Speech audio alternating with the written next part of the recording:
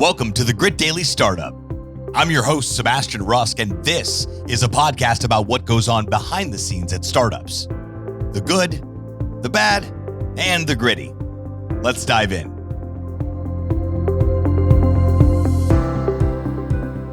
Phillip Lanos, welcome to the show, dude.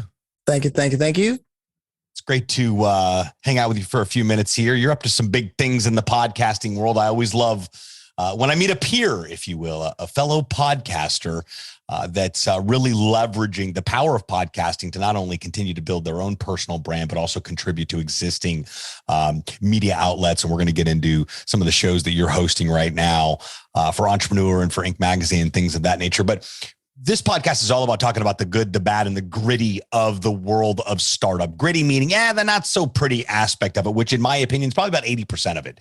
But let's back up a little bit, give our listeners some context on you and learn a little bit more about you and your story and what really brought you to present day as an entrepreneur and podcast host.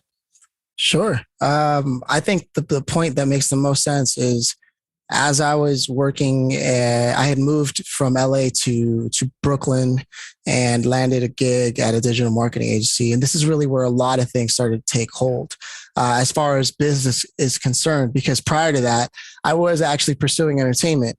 I had been doing a lot of music. I was on like MTV and Telemundo, believe it or not, en español. Very popular down here in Miami. Very, very popular. And it just wasn't happening for me. I wasn't a fan of the people that I would often run into. I just couldn't connect with them.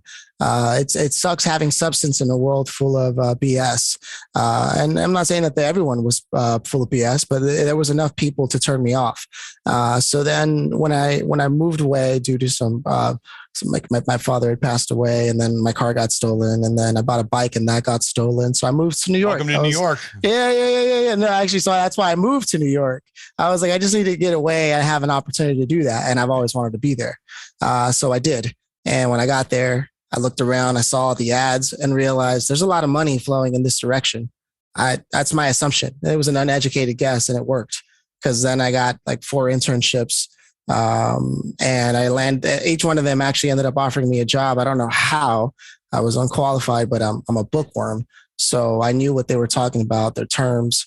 And it seems that when you know the language, you unlock an entire economy, So when that happened, I chose the one that I felt the most comfortable with, which was the one that had the most interviews too, ironically.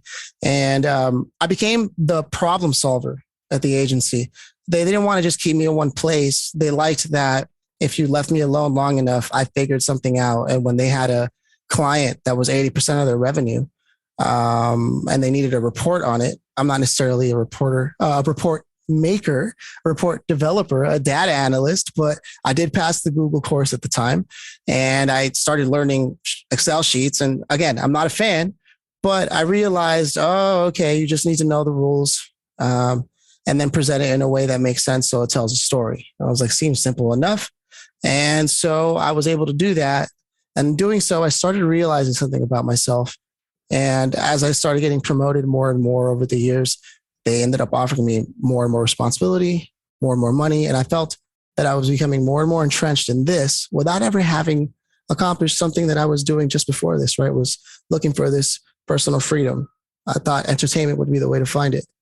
So when I started realizing that I was more and more in this, I wasn't being ungrateful, but I realized I haven't really taken that chance on myself. So when they offered me the big promotion for me at the time, it was like a lot of money. I actually told them, I've been thinking about moving back to LA because I thought it would be more affordable, because when I left, it was.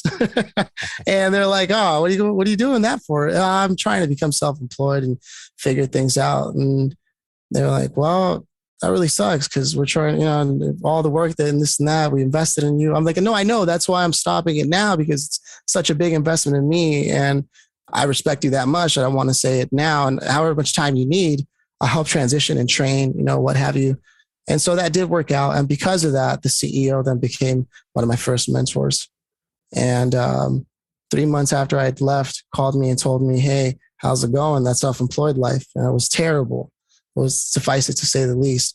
But because of that, he ended up throwing me introductions I made a mess of them, on purpose. He knew who he was introducing me to. I could afford to make mistakes.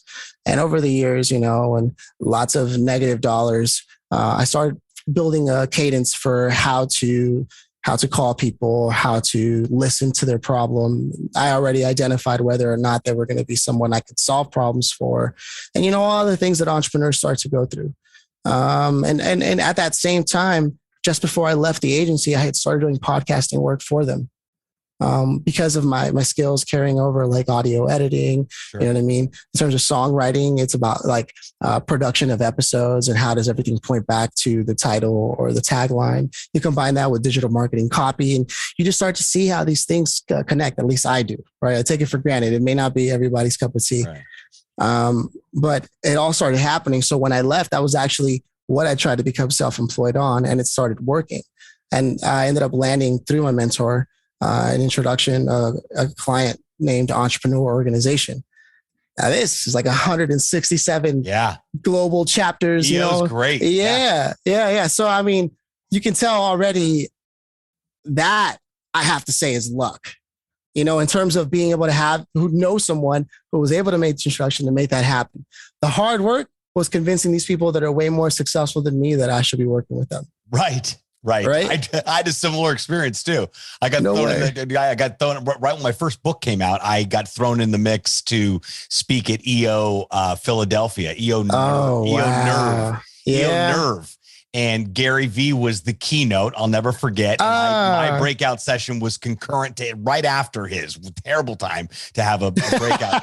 Terrible time to have a breakout. But nobody wants to go up against V. Right. I'm like, who are all these incredible like humans? Like these are all success. I mean, first of all, the requirements to get into EO, you already know who's in the room. Incredible.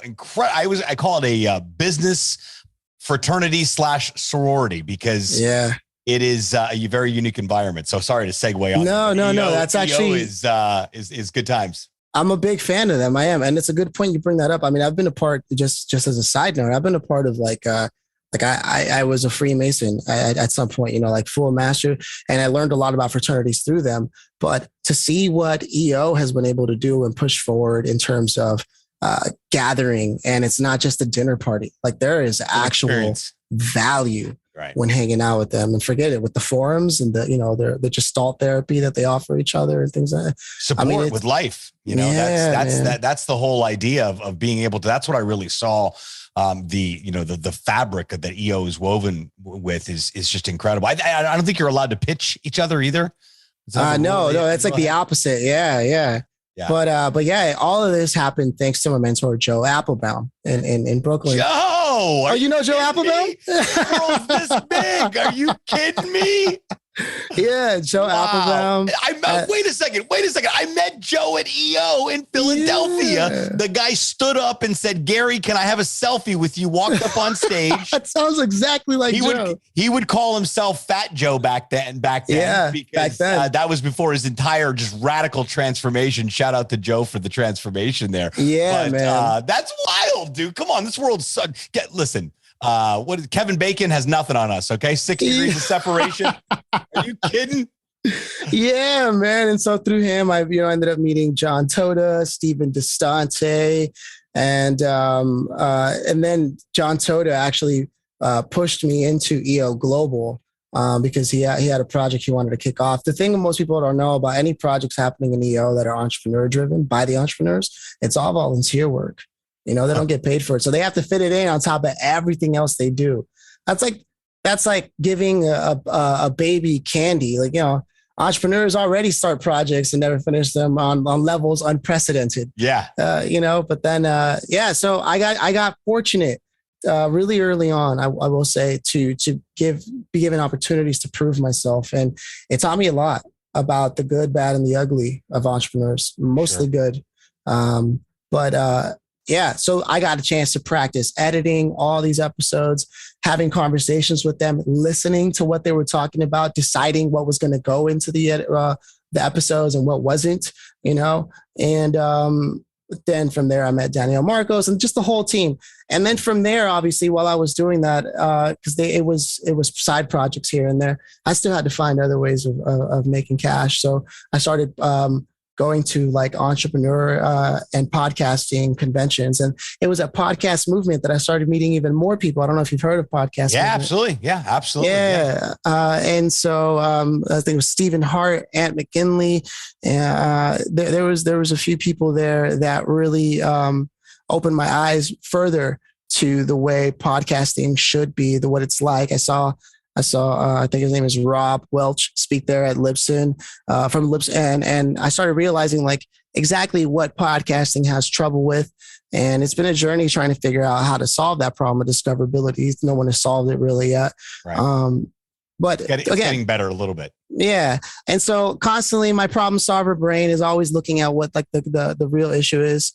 There was Amy from Podcast Movement. Sorry, I just remember. I was like, I knew I met more people who like really impacted me, but I always have noticed something. It's whenever I took the time to deeply connect, the way podcasting allows you to do, to truly listen just for a second. Imagine that. Yeah, like just listen to someone. It always ended up being the best decision I ever made. The best decision I ever made in business anywhere was always involving good listening. You know? Yeah. And it was my first experience was going this year I went. Was it this really? year? No, this year. We just got started. Yeah, no. Well, yeah, you meant, yeah.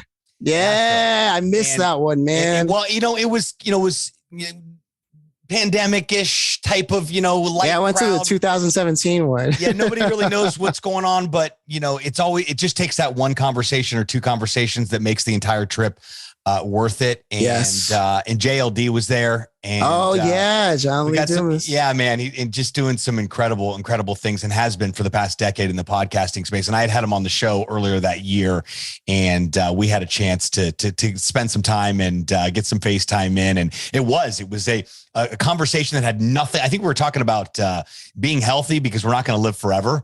That was our topic of conversation. Man. And it was like one of those, hey, what are you doing right now? And I go, talking to you. He goes, walk with me. Do you want a podcast? Yeah. Well, so exactly. We walk, I'm like, let's cut an interview. Right. So we ended up walking across it's at the Gaylord in Nashville. Yes. So by the time you get to your hotel room, like I found my hotel room by the time it was time to check out on Monday. Like that's how big that place is. But we walked across the entire day just chatting it up, and he gets to where he's going and realizes he doesn't have his name tag. And I was like, that thing's going to be on eBay by the end of the day for sure. But so we ended up walking all the way back again. So it's those thoughtful conversations with the people that we have the opportunity to connect with and have those meaningful conversations that make this whole entrepreneur startup journey just that much worth it, much more worth it. Because a lot of times, and you said, I had to go find other gigs so that I could make ends meet. It's really difficult to play the part and still eat when you're building your brand and doing it. But you've got to act as if. I don't believe in fake it till you make it. I believe that's terrible, terrible advice. I believe that you should act as if you are already there. Act as if the other people that you're in the room with, you are on the same level and thought process there, and figure out how you can extract. There's somebody in this room that doesn't know something that I know, and being able to create that value on there. So just a wild, wild ride. So I didn't mean to No, it's funny that you say that in acting. It's funny. I actually say that a lot of the things that I'm able to do as a podcast host stem from my acting training. I recommend every adult to take an acting class. I've always said that acting is a very safe way to do a dangerous thing, which is to explore facets of your personality and who you are in a place that's allowed. Like you're allowed to be crazy for that scene, right? And the act as if there was a great acting teacher, Stanislavski, who would do that. I mean, this guy talked about before he even knocked on the door to enter the stage for the scene, he would say, if I was this character that I'm supposed to be, how would I knock? How would I, and that's that's starting from that place. And all of those things really do carry over into entrepreneurship and podcasting and creativity and business. Really. I do. Well, I've been living that out lately. I've been doing a lot of stand-up. And really, I've been thinking about it for 4 years, and I did it like one random open mic like 5 years ago. Congratulations on taking that step, brother. It is terrifying. It's still terrifying today. But here's what clicked. I talked to another local comic here in Miami, and the Miami comedy scene's really starting to grow and take off here. And I talked to a couple other comics that I was following, and she's like, I'm a speech pathologist, full time, but I'm hooked on comedy. Like I said, so how did this all begin? And she said, well, I went and took an improv class, and our entire graduating class decided to put some skin in the game and say, hey, let's go to an open mic. But if you don't show up, you got to pay. Yeah. And I went and I was hooked instantly. And I said, but what about the fear? The fear's there. And she said, Sebastian, this is where it clicked. I mean, just like bingo. She goes, Sebastian, the fear is never going away. You just have an opportunity and choice every time what you're going to do with it. And I can tell you right now that every time I grab a mic and I get up, whether I crush or I flop or whatever, I go, I did it. And that I did it fills you with this like rush of holy cow. So then I started to take a look, few layers deeper and say, so what am I doing comedy for? Do I want to be a comic? Do I want to spider? Am I looking to get a sitcom? I'm like, I don't know that that's my road as a podcaster and a speaker, and a person that's looking to make as much impact as possible. But just maybe whatever I'm able to take and whatever I'm learning and developing from open mics, which are late nights at bars on a Tuesday night with not really any production at all. Like it's not really building your brand per se. But what if I brought that back to the mic? And what if I brought that back to the stage? And what if I brought that back to the way that I communicate on a daily basis, which is making people laugh? What does that do? That brings people joy. And if bringing people joy is the only thing I do on a daily basis, then I'm in, because my focus is impact. So when you unpack that and dig a little bit deeper, I love what you said about the acting stuff. And I've never taken an acting class. I've always wanted to. I've done a couple infomercials. I don't know if that counts. But wait, there's more. Yeah. Why not? Yeah, but stand-up has still been, I have been out on a mic in a couple of weeks. I've been doing some Clubhouse rooms. Oddly enough, there's comedy shows on Clubhouse. Crazy enough. But yeah, that fear never goes away. No. But it does really help you develop your craft. I've always had a respect for comedians or anyone doing stand-up. A terrible career choice. It's immediate feedback. I mean, yeah, you can't. In fact, I know many entrepreneurs who that's what they love. At least once every entrepreneur that I've met, especially in EO, has at least tried stand-up or like some kind of improv class, something of that nature. And there's just something about being on the spot and figuring things out. Yeah, I think that really is attractive and terrifying. Yeah, I don't know what it is. It's a sickness, right? You got to try it. You're in the hub right there. You can't swing a dead cat without finding an open mic. Yeah, that's true. It. When I come to LA, we're hitting an open mic. I'm with it, man. I've got no qualms. I'm ready for the tomatoes. I'm ready for the tomatoes. Waka, waka, waka. In fact, that's what it's about, right? It's about that idea of failure on purpose. So you can iterate, pivot, shift, do a little jiggy.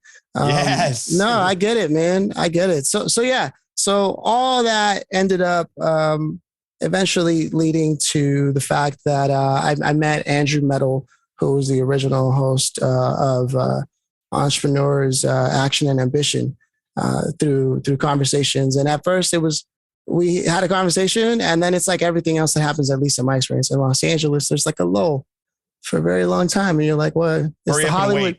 Yeah, it's the Hollywood no, and then, but I was determined, because I was like, wow, this is a great opportunity, and I don't want to let somebody else who may have the presence of mind to be persistent to get this. So I reached out to him on every platform. It's one of the only times that I remember reading. There was a guy who founded CD Baby, Derek Sievers, who wrote this article, and I found it online somewhere. I like to read. And I remember the story was of how he got started in the music business. There was like a music exec that came in to a school to speak. And when the guy walked in, the guy looked like, flabbergasted and tired. Like he was like, I'm about to do this and get the hell out of here. And so Derek, being intuitive, ran out of the class just before the guy started. After seeing that, and went and grabbed some snacks and some water. And so the guy's already starting the beginning of his speech as he walks in, and he just puts it on the front desk and then sits back down. And the guy's like, what's this? So it looks like you needed it, and that anticipated, the guy took it. And later after the class, that guy actually gave Derek Sievers the time of day. And that's sort of how he got the relationship to found CD Baby. So when I read that, I said, wow, sometimes you have to anticipate. And obviously later on in the story, he also goes on to show how like busy people actually appreciate when you're persistent and you follow up. Sure. Yeah. And so that's sort of the moral of the story. I don't want to give the whole story. I know we don't have a lot of time. Yeah. So I took that lesson and ran with it. And I was like, all right, look, I'm still building, but this is important to me. And I know that this person is more busy than I am, given the fact that, what's the word, busy or not more busy? Given the fact that I've worked with EOers for so long, I was like, I know how this works. And some people are allergic to email. So I reached out on every channel I possibly could.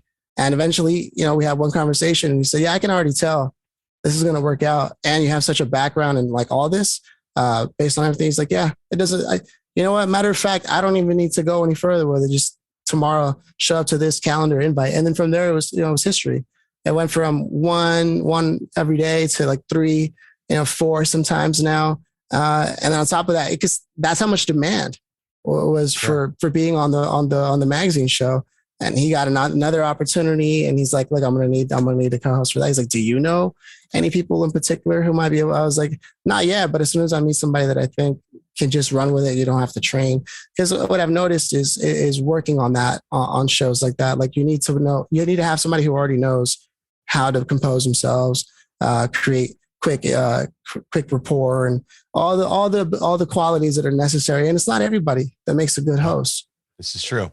I've actually found that many people who come to the show say, wow, I was a little different than what I'm used to. In fact, some people, I'll answer the question they were going to ask me, and they'll stop the show in the middle of it. Go, hold on. You asked the question I was going to ask. Let me look through.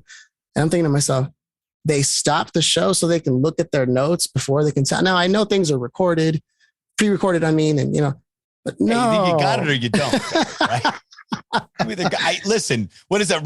Randy from American Idol, from me dog to you dog? Yeah. It's a no. Right. Not everybody has that. But, again, it's us being able, much is given, much is expected. Yes. I view it as a responsibility that when people's interview skills aren't up to stuff. I mean, we do it a lot in the world of podcasting and people starting podcasts and helping with that process. And people just don't know how to interview someone. So there's a huge need there. So that was the entrepreneur. My goodness, you're doing 3-4 interviews a day. That's a lot of podcasting. Yeah. I got a lot of at-bats, which is crazy because I went from editing that many episodes a day just to stay alive. You know what I mean? To now being on the other side of it. But it afforded me also seeing how many mistakes and how many poor styles or good styles, and whether people listen to my suggestions or not. I did go to great acting classes. And coming back to the suggestion, make sure you shop, get a second opinion from a different doctor. You know what I mean? Don't just settle on the first one and say it didn't work out. Sure. I'm telling you, it will change your game. Love and success cannot hit a moving target. So when you find what you're looking for, I took that from the teacher in New York, Tom Todoroff. When you find what you're looking for, sink your teeth in. Yes. The minute you do, So I got a chance to interview all these people, and I started developing a real knack for understanding what the show wants. Why people are showing up. Half the time, it's a personal branding exercise, but in the best way possible, where people don't have their story down yet, and they're showing up with these great opportunities. They're building and investing with PR agencies, and then the agencies I've found, and I don't know if this is true for you. It's a new medium still, even though for you and I and many others who have been in the biz for a while, see it as like, this is podcasting. For a lot of people, they're like, oh, okay, so we got this new channel, and we're trying to figure out how it fits into the overall way we're usually presenting people.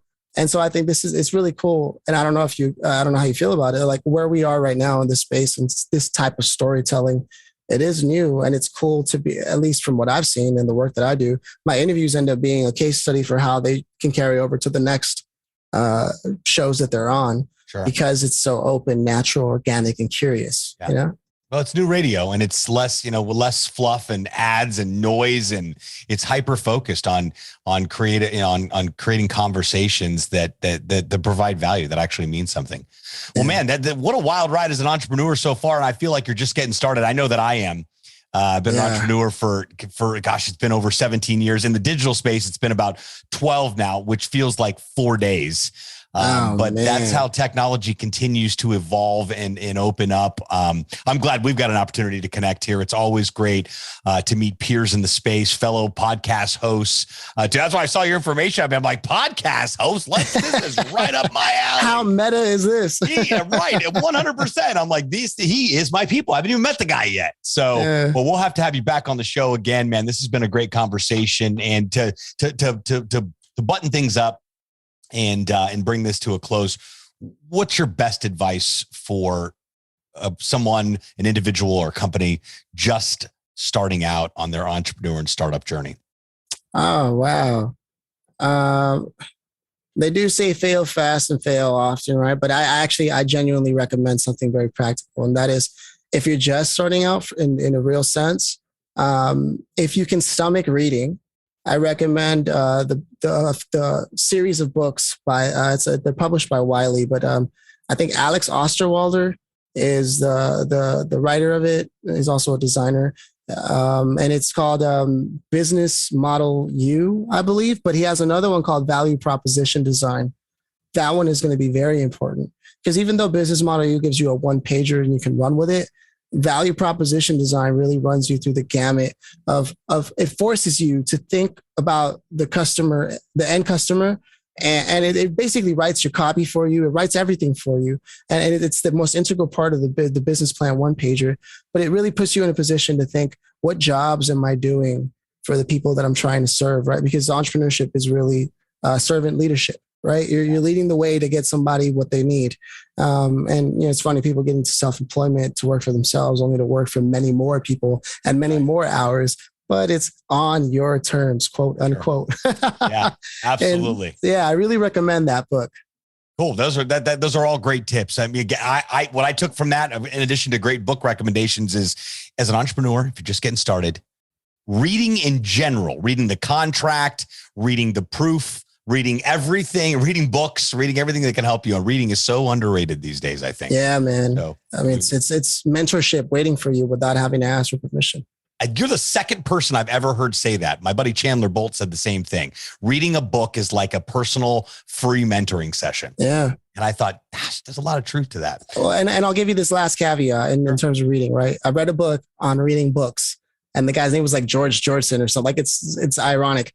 But he said, before you can take something from a book, you must first bring something to a book. And I believe that. So have a question in mind, one particular question. And then, like everything else in life, it's the question that we operate under that gets us the results we're looking for. If you say things like, why is this happening to me? How useful is that question? There's nothing worse than the right answer to the wrong question. So make sure you identify the question that matters most to you at the moment, find an answer, and move on. Love that. And with that, that's a wrap here. Phil, thanks so much for your time. Phillip Lanos, ladies and gentlemen, all of his information to connect with him further is going to be in the show notes. That's the description of this podcast episode. In case you're wondering what the world of show note is, links to connect on LinkedIn and Instagram and all the other socials on there. Phillip, such a great conversation. Thanks again for your time. And thanks for hanging out. My pleasure, man. Nice meeting you, talking to you. Absolutely. Likewise. Until next time, friends.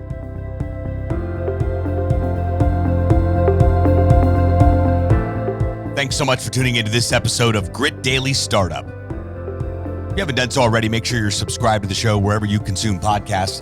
This way you'll get updates as new episodes become available. This podcast is brought to you by gritdaily.com, the premier startup news hub. More information at gritdaily.com. Once again, I'm your host, Sebastian Rusk.